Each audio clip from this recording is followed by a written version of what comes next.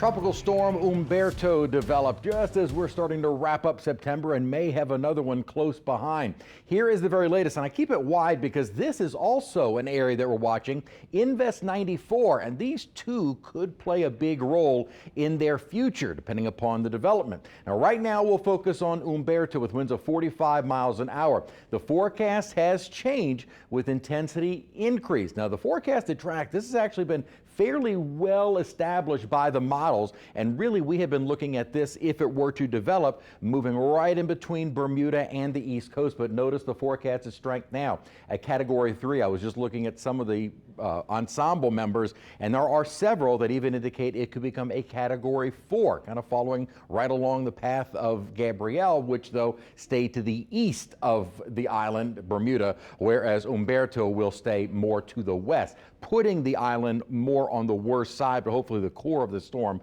stays well offshore. The other area that we're watching there is Gabrielle, now a weaker Category 1 hurricane, but when you see Portugal and Spain in the forecasted track, you know this has been a crazy one. Invest 94 right now, all over the place. The center of circulation is being depicted right around Puerto Rico, but you have thunderstorms north and down to the south. Now over time, this is going to stay over the islands, Hispaniola, the Dominican Republic, and Haiti, very, very mountainous. If it is able to survive that, we could start to see it emerge over the Bahamas, very flat islands.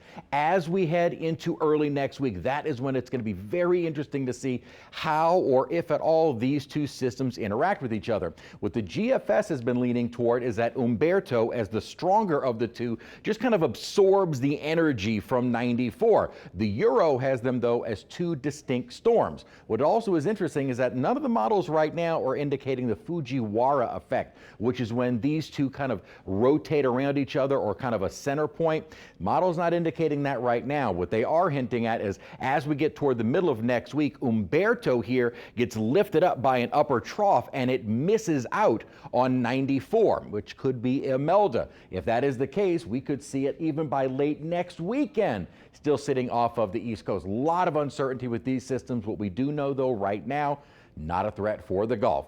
As I'd mentioned at the top of the newscast, if you see some lightning off in the distance, although most of that is winding down, now moving past the chandeliers, otherwise clearing skies outside, but it is warm and muggy with a 75-degree dew point. Temperatures 70s and 80s, and with high humidity, we're not going to see the temperatures fall very much through the night. Now, that will still be the case tomorrow, a muggy day. But by Friday, maybe Thursday night, but definitely Friday, the drier air starts moving in as an upper trough. You can kind of see the base of it near St. Louis and Missouri, Kansas. As this feature kind of sweeps on through, it will be bringing in drier air. Not dramatically cooler air. There are definitely some cooler temperatures, but the coldest stays up to our north. So while I do think we'll see kind of an initial drop in temperatures for Friday, Saturday, I don't think it's going to be dramatic. Could see some mid-80s, so mid-upper 80s for Friday, Saturday. As we head towards Sunday early next week, more upper 80s, but dry air and mostly sunny skies taking us into the start